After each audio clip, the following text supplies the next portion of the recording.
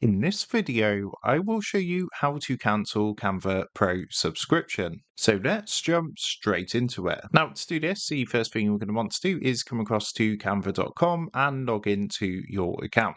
Once you're logged in, what you want to do is come up to the top right hand corner to your profile icon, give this a click to bring up this menu, and then come down and click onto settings. What it's going to do is take you across to your settings, and from here you want to come across to the left hand side, and in this menu you want to click onto billing and plans. So what it's going to do is show you your current payment method and your current plan. To go ahead and cancel Canva Pro, all you need to do is scroll down to the subscription section and you can see Canva Pro here. From here, just come and click onto the three dots just here, and you're going to see an option here to cancel plan. So give that a click.